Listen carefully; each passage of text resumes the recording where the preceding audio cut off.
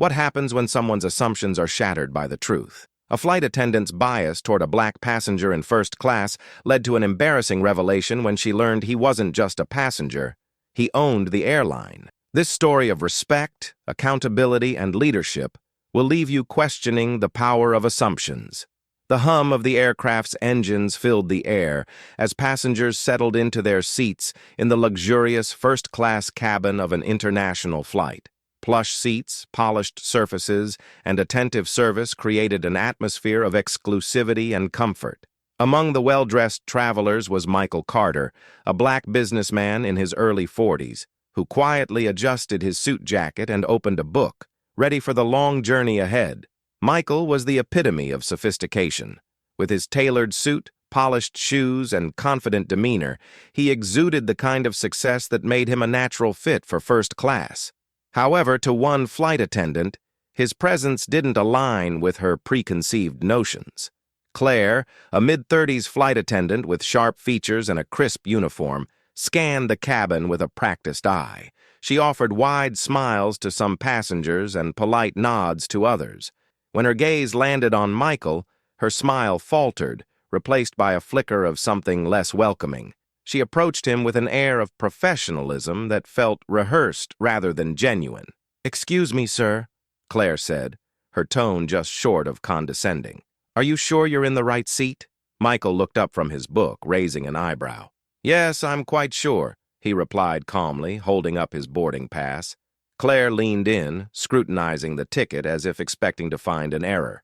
When she found none, she straightened and gave a curt nod. "Very well," she said, but her tone suggested she wasn't convinced. As Claire moved on to the next passenger, her demeanor shifted entirely. She smiled warmly, engaged in light banter, and poured champagne with enthusiasm. The contrast was stark, and Michael couldn't help but notice. He chose to let it go, for now. Years of navigating similar situations had taught him the power of staying composed.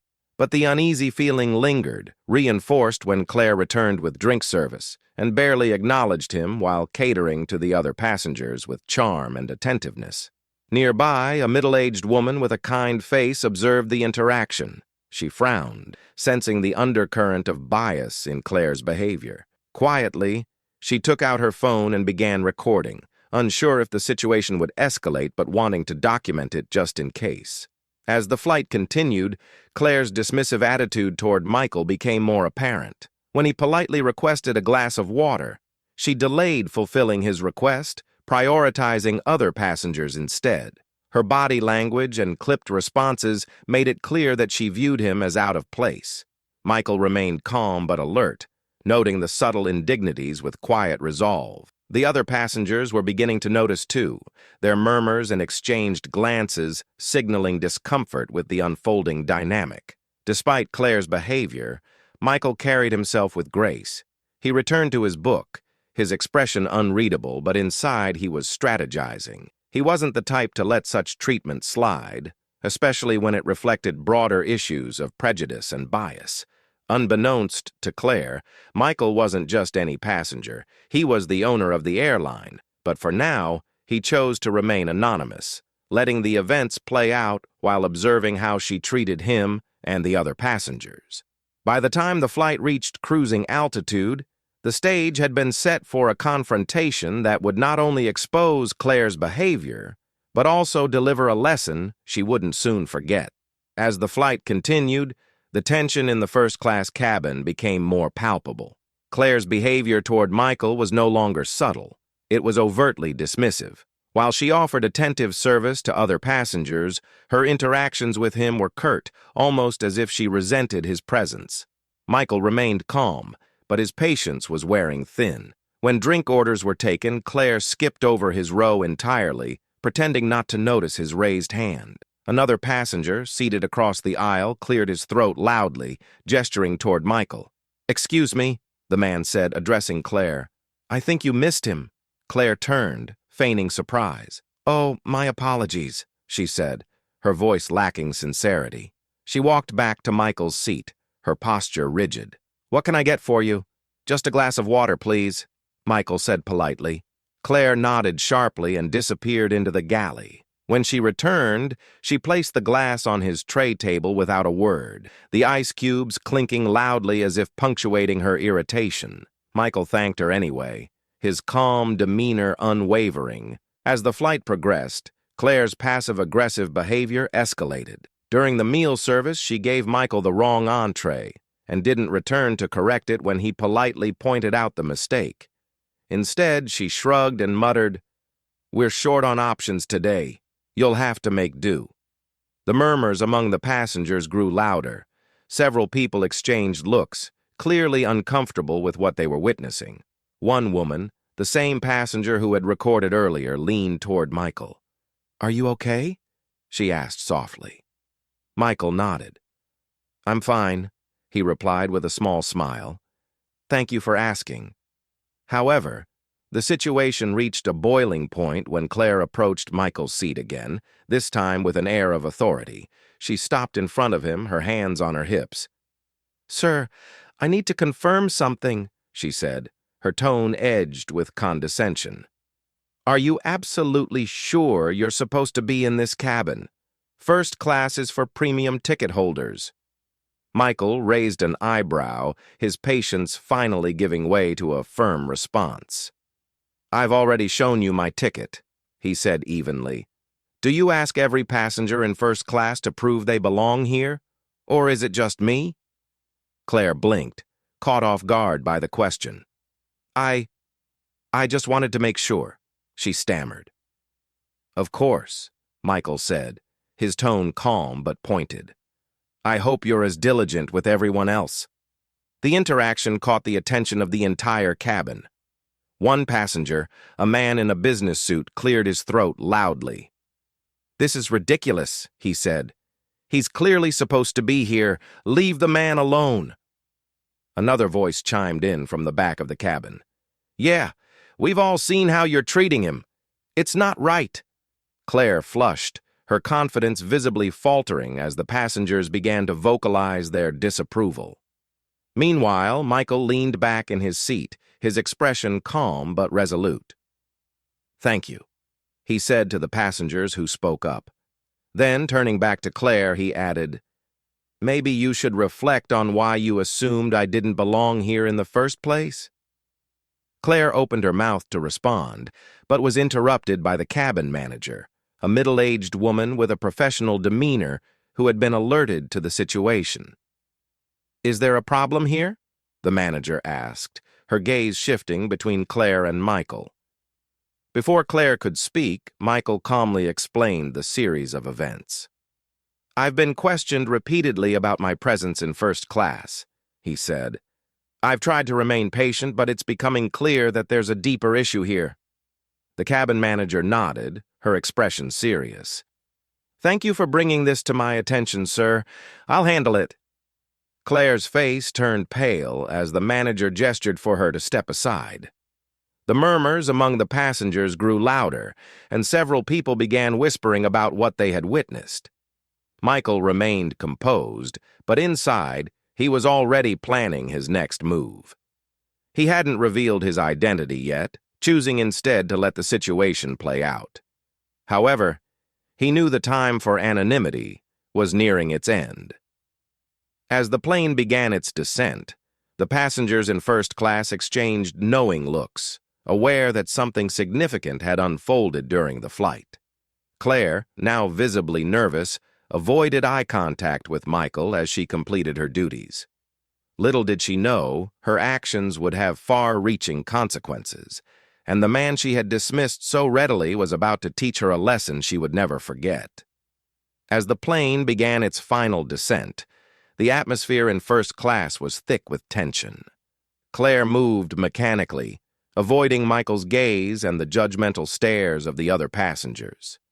The weight of their murmurs and occasional side glances had begun to sink in, but she still didn't fully grasp the gravity of the situation. Michael, however, remained calm. Years of navigating similar experiences had taught him the power of composure, but he wasn't one to let such blatant disrespect slide. He knew this was an opportunity to make a point, not just for himself, but for everyone who had faced similar treatment. When the plane touched down and began taxiing to the gate, the first-class cabin grew quiet, as if the passengers sensed something significant was about to happen. Michael leaned back in his seat, quietly observing Claire as she fidgeted near the galley, her confidence now replaced by visible unease. Once the plane came to a stop and the seatbelt sign turned off, Claire began preparing for disembarkation. She plastered on her professional smile as she moved down the aisle, thanking passengers for flying with them. When she reached Michael, her voice faltered. "Thank you for choosing us," she said, her tone barely masking her discomfort. Michael simply nodded, his expression unreadable. "You're welcome," he replied, his calm demeanor unnerving her further. As the first-class passengers began gathering their belongings, the cabin door opened. Waiting outside were two senior airline executives dressed in sharp suits and accompanied by the cabin manager. Their presence immediately caught Claire's attention, and her expression shifted from confusion to dread. The executives stepped into the cabin, scanning the passengers until their eyes landed on Michael. With warm smiles, they approached him, extending their hands. "Mr. Carter," one of them said, shaking his hand firmly, "it's a pleasure to see you. We've been eagerly anticipating your visit." The murmurs in the cabin grew louder. Several passengers exchanged astonished looks, while Claire stood frozen, her face pale. She glanced between Michael and the executives, struggling to process what she was seeing. Michael stood, straightened his suit jacket, and shook hands with the executives. "Thank you for meeting me," he said warmly, his tone professional yet carrying an edge of satisfaction. The cabin manager stepped forward, addressing the executives. "We had a situation on board involving Mr. Carter," she said carefully. "I'll be filing a full report, but I believe it requires immediate attention." One of the executives nodded gravely. "Thank you for bringing it to our attention. We'll handle it." Claire's voice finally returned, though it trembled with uncertainty. I don't understand," she stammered, addressing the cabin manager. "Who is he?" The cabin manager turned to Claire, her expression stern.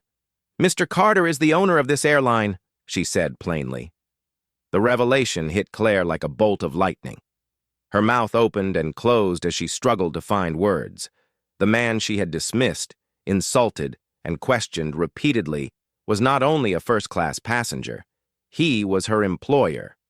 Michael turned to Claire, his expression calm but firm. "I've been observing how you treat people," he said, "and I have to say I'm deeply disappointed. Your actions today reflect poorly on this airline and everything it stands for." Claire's face flushed red. I didn't mean any harm," she stammered. "I was just trying to follow protocol." "Protocol?" Michael repeated, raising an eyebrow. "Is it protocol to assume someone doesn't belong in first class based on how they look? To delay their service and dismiss their concerns?" Claire tried to respond, but her words failed her. The executives watched the exchange silently, their expressions unreadable. One of them finally spoke. "Mr. Carter will address this situation immediately. Rest assured, steps will be taken to ensure this doesn't happen again." Michael nodded, his gaze still fixed on Claire. "I hope so," he said, "because respect and fairness should never be optional, especially in this business." The passengers in first class, who had been quietly observing the entire interaction, began to murmur among themselves. Some nodded in approval, while others whispered to one another about the importance of what they had just witnessed. As Michael exited the plane with the executives, Claire stood motionless, her mind racing. She had made assumptions, treated someone unfairly, and now had to face the consequences. For Michael, the turning point wasn't just about teaching Claire a lesson. It was about using his position to challenge bias and promote accountability, something he had worked tirelessly to achieve. As Michael stepped off the plane, the crisp airport air greeted him. He walked alongside the airline executives, the tension of the incident still hanging in the air. The two senior executives, David and Laura, exchanged glances before David finally spoke. "Mr. Carter, we deeply regret what happened today," he said, his tone serious. "This kind of behavior is unacceptable and does not align with the values of our airline." Michael stopped and turned to face them, his expression calm but resolute. "I appreciate your acknowledgement," he said, "but words alone won't fix this. What happened today is a reflection of deeper issues, not just with one employee, but with the culture we allow to persist." Laura nodded. "We understand, and we're committed to addressing this immediately. We've already begun implementing diversity training across all levels, but clearly we have more work to do." Michael's gaze softened slightly. "Change doesn't happen overnight," he said, "but it starts with accountability. Make sure that everyone in this company understands the importance of respect, regardless of who someone is or what they look like." As they walked through the terminal, a few first-class passengers caught up to Michael. One of them, the woman who had recorded the incident, approached him with her phone still in hand. "Mr. Carter," she began, her voice tinged with admiration, "I just want to say how inspiring it was to see how you handled that situation. I've already shared the video online and people need to see this." Michael smiled politely. "Thank you," he replied. "But this isn't just about me.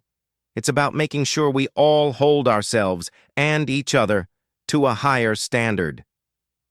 By the time Michael reached the airline's executive office at the airport, word of the incident had already spread among the staff.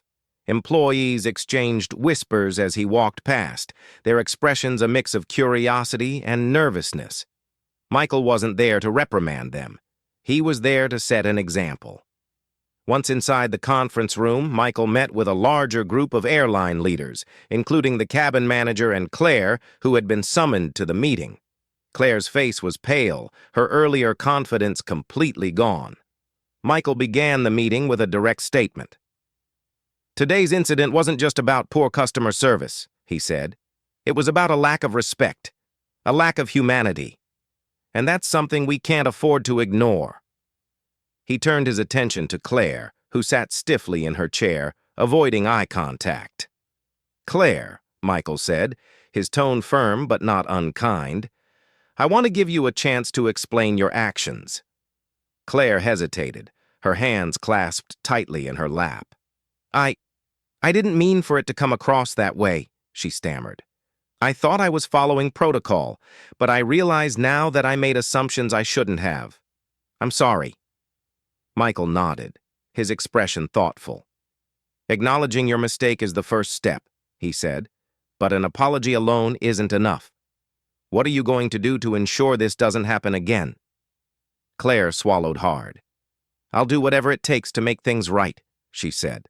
"I'll take any training or counseling required. I want to do better." Michael turned to the other leaders in the room. "This incident is a wake-up call," he said. "If we want to be a leader in this industry, we need to set the standard for respect and inclusivity. That starts with comprehensive training, clear accountability measures, and a commitment to fostering a culture where every passenger and employee feels valued." The executives nodded in agreement, taking notes as Michael outlined a series of initiatives.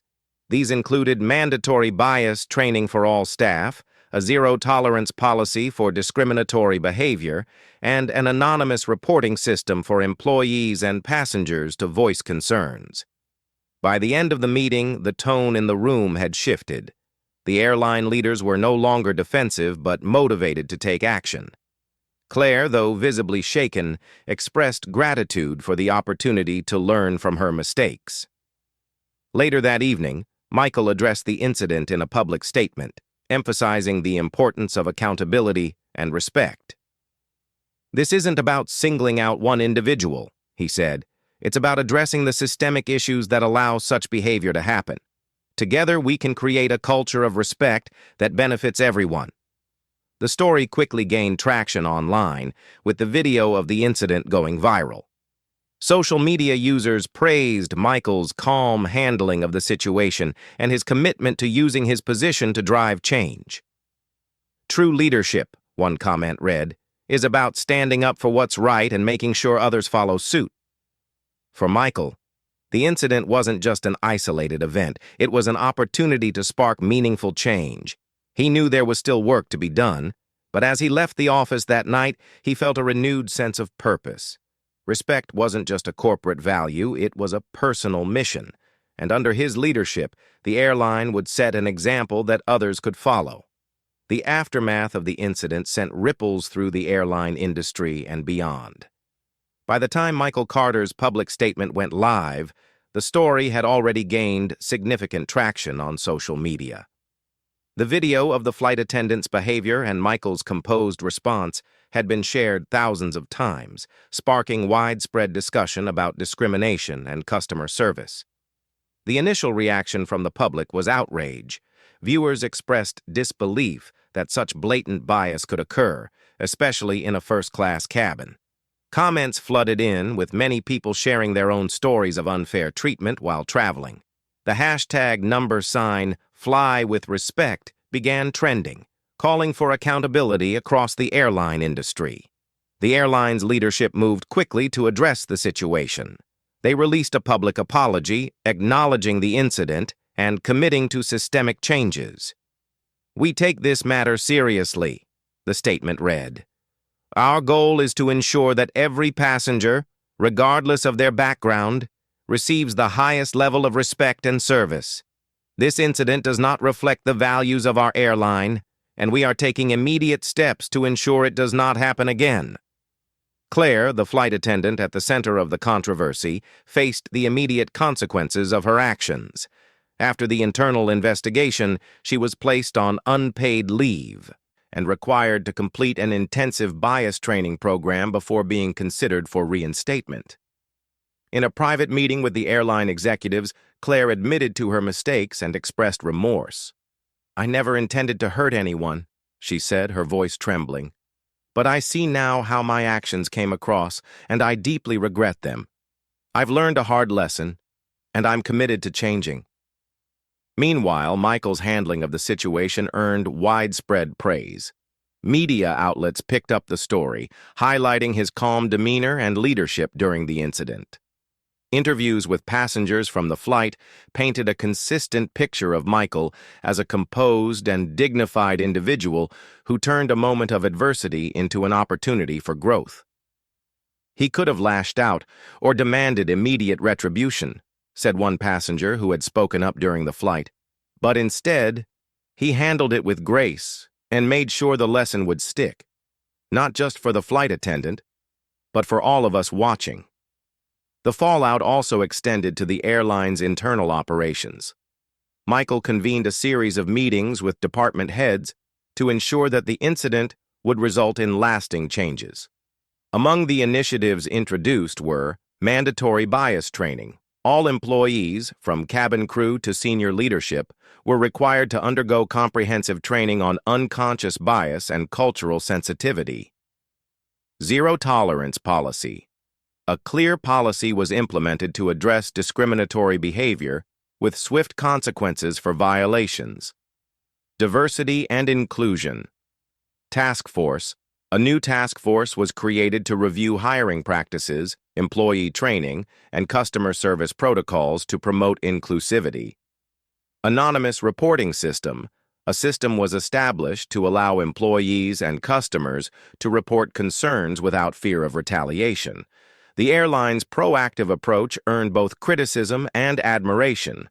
While some applauded the swift actions, others questioned why such measures hadn't been in place earlier. Michael addressed this directly in an interview. "Change often comes from moments of discomfort," he said. "What matters is how we respond and grow from those moments. This incident highlighted flaws in our system, and we're using it as an opportunity to become better." For Claire, the experience was transformative. During her time on leave, she began volunteering with community organizations focused on diversity and inclusion. She attended workshops and met with people from backgrounds different from her own, gaining new perspectives. "I didn't realize how much my own biases influenced my actions," Claire admitted in a later interview. "I have a long way to go, but I'm grateful for the chance to grow and do better." As the weeks passed, the airline began rolling out its new initiatives. Passengers noticed the changes, from more inclusive marketing materials to visible improvements in customer service. Michael personally oversaw many of these efforts, ensuring that the company lived up to its promises. The fallout from the incident was a turning point, not just for the airline, but for the broader conversation about respect and accountability. It served as a powerful reminder that leadership isn't just about managing a business, it's about setting an example for others to follow. For Michael, this was just one step in a much larger journey. He knew that true change would take time, but he was committed to seeing it through. As he often said, respect isn't just a policy, it's a practice, and it's one we all have a responsibility to uphold. The days following the incident marked the beginning of a transformative period for the airline, guided by Michael Carter's steady and determined leadership. While the video of the flight attendant's behavior continued to circulate online, drawing both outrage and support for Michael's calm response, he remained focused on turning the unfortunate event into a catalyst for systemic change within the company. Michael addressed the company in a town hall meeting broadcast to every office and department worldwide. He stood confidently before the camera, his voice steady yet filled with urgency. "The incident on that flight wasn't just about one person's behavior," he began. "It exposed deeper issues within our culture, and it's our responsibility at every level of this organization to address them." The employees watching felt the weight of his words. Michael wasn't just a distant executive dictating policies from an office. He was a leader invested in building a company that truly reflected the values of respect and inclusivity. To ensure that the lessons of the incident weren't forgotten, Michael introduced sweeping changes across the airline. Mandatory bias training became the cornerstone of the new initiatives, requiring every employee, from the ground crew to senior executives, to attend workshops on unconscious bias, cultural sensitivity, and the importance of respect. Fuel communication. These sessions weren't just box-ticking exercises. They were interactive, thought-provoking experiences designed to challenge employees' perspectives and foster empathy. Michael also established a zero-tolerance policy for discriminatory behavior. Any employee found engaging in actions that undermined the airline's values would face immediate consequences, ranging from mandatory retraining to termination for severe offenses. At the same time, he introduced an anonymous reporting system to empower employees and customers to voice concerns without fear of retaliation. The changes didn't stop there. Michael knew that fostering a truly inclusive culture required addressing the root causes of bias, which often stemmed from a lack of representation. He spearheaded efforts to diversify the airline's workforce, ensuring that hiring and promotion practices prioritized equity. He also launched mentorship programs aimed at supporting employees from underrepresented backgrounds, giving them the tools and guidance to advance their careers. Michael's initiatives weren't limited to internal operations. Recognizing the importance of rebuilding public trust, he held a press conference to outline the company's commitment to change. "This isn't just about responding to one incident," he said to a room full of reporters. "It's about creating a culture where every passenger and every employee feels valued, respected, and heard." The response from the public was overwhelmingly positive. Customers praised the airline's transparency and Michael's proactive leadership, with many sharing their own stories of discriminatory treatment and expressing hope that other companies would follow suit. Within the airline, Michael's leadership began to inspire a cultural shift. Employees reported feeling more empowered and supported, and many spoke up about instances of bias they had previously been afraid to address. One longtime flight attendant shared during a feedback session, "For the first time, I feel like we're really being heard. It's not just talk. They're actually making changes." Despite the progress, not everyone was immediately on board.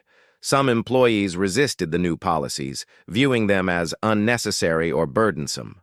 Michael met this resistance head-on, hosting small group discussions to address concerns and emphasize the importance of the changes.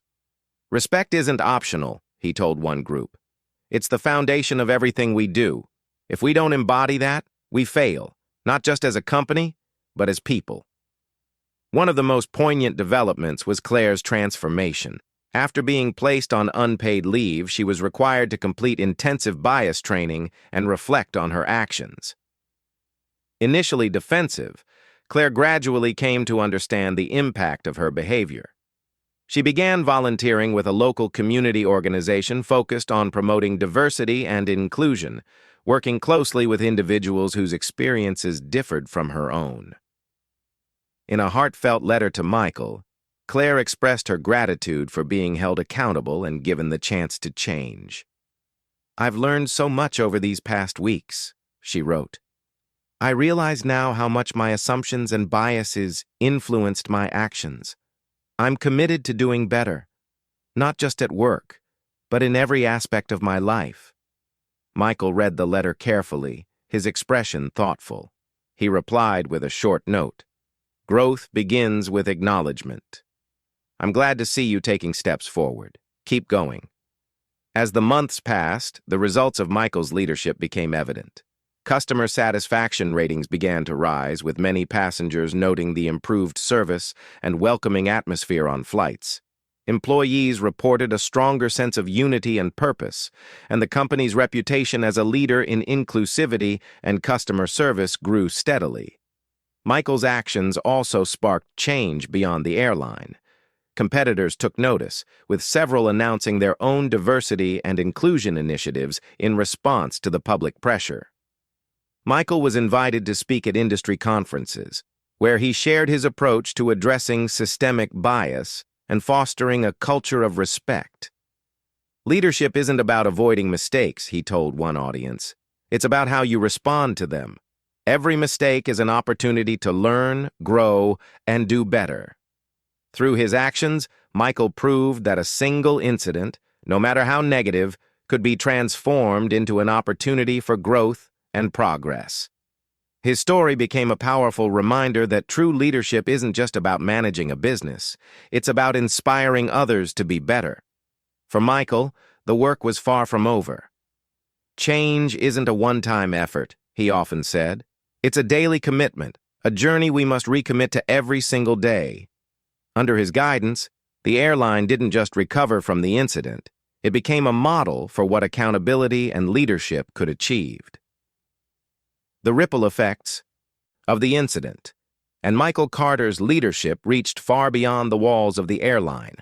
The story of a flight attendant's bias and a passenger's composed response, followed by the revelation of his position as the owner, captured the public's attention and sparked widespread conversations about respect and equality in the service industry. The viral video of the incident, shared by a fellow passenger, became a flashpoint on social media. It garnered millions of views, with captions like, "When the customer owns the airline," and "A masterclass in grace under pressure." The comments section was filled with praise for Michael's demeanor and condemnation of the flight attendant's behavior. "This is exactly why representation matters," one commenter wrote. "Michael Carter handled this with so much dignity, and he's using his position to make real change."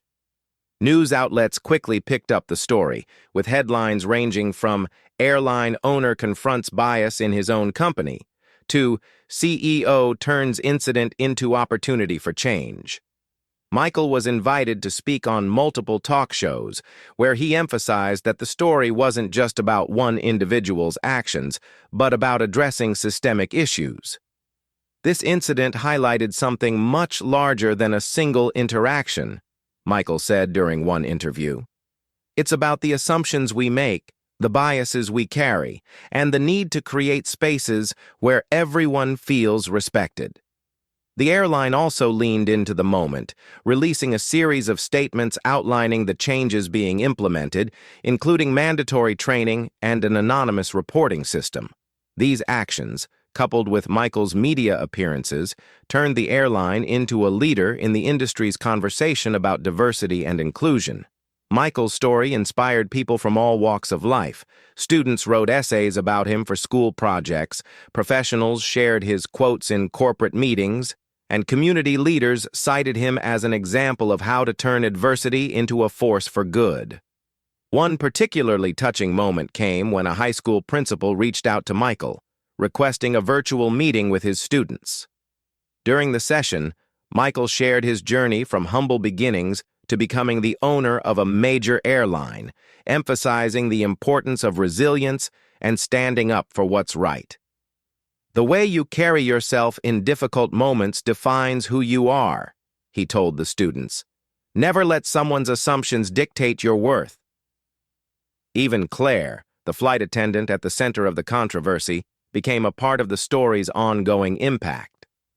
After completing her bias training and volunteering with diversity initiatives, she reached out to Michael again, this time to thank him for the opportunity to grow. "Your leadership didn't just change my career, it changed my perspective on life," she wrote. For Michael, the most meaningful result was seeing the airline's culture begin to shift. Employees spoke up more often, knowing their concerns would be heard.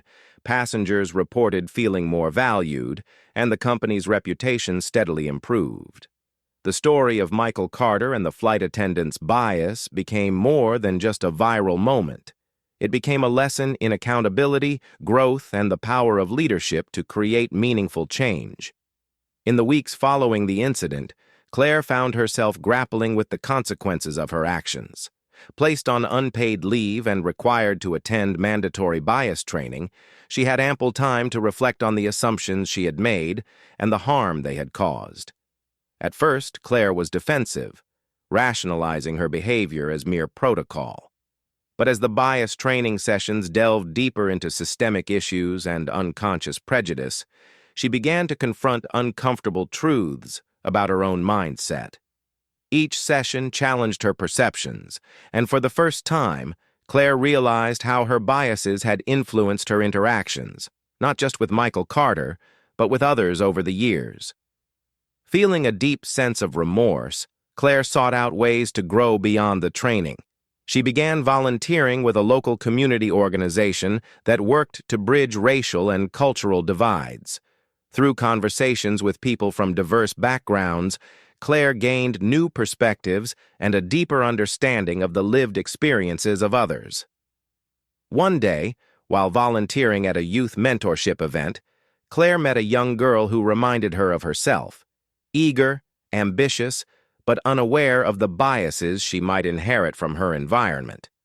This interaction solidified Claire's resolve to continue unlearning her prejudices and becoming an advocate for inclusivity.